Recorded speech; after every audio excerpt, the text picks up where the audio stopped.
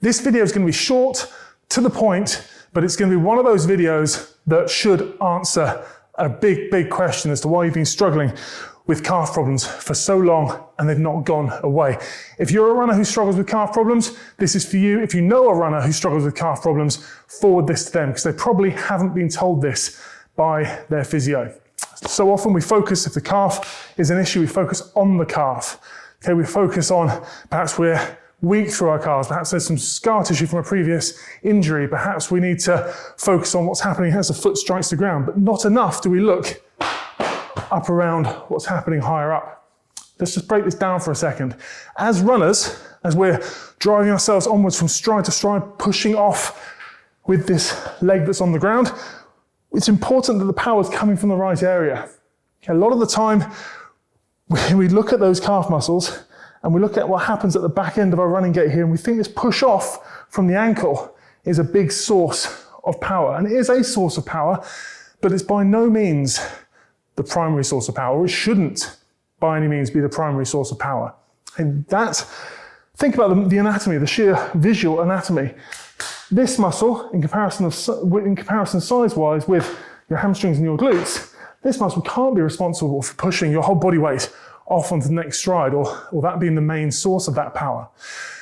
Instead, we want glutes, hamstrings, to be getting you to push from the hip, creating this big propulsive drive off. And we're using gastrocnemius, gastroc, this big meaty calf muscle, largely to transfer that force from above, down, into the ankle, into the ground, or across the ankle, through the foot, into the ground.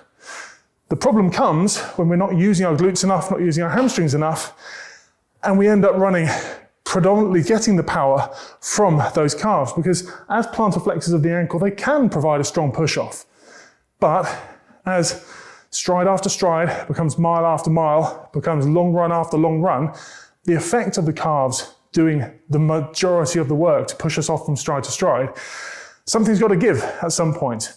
And best case scenario, it's chronically tight calves. Worst case scenario is calf strains and Achilles problems.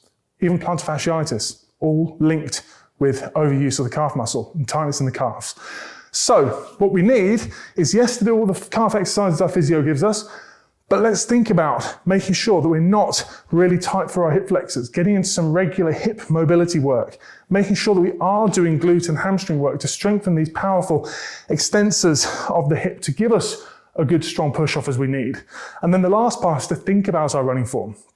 So if you're finding yourself running in such a way where you're running with a relatively low knee drive, not a lot of range of motion at the hip really, and it feels like you're almost kind of rolling through the ankle and then pushing off, rather than getting a good drive from the hip, driving into the ground and pushing off, again, using these powerful extensors, glutes and hamstrings, then that's worth spending a bit of time thinking about. Thinking about just gently picking the foot up a little bit more, getting a little bit more hip flexion to be able to then push off into hip extension as your foot strikes the ground and pushes through. Again, the calves are there to transfer force, not be the main source of that propulsion. Okay, so there are two things. Firstly, if you do have that history of calf tightness and calf issues, there is a great little calf warm-up routine that I'll link to down in the description. There's also a very, very important glute strengthening or glute activation little routine that you can use pre-run. I'll get into that to get your glutes working to take the demand off your calves. Hope that helps.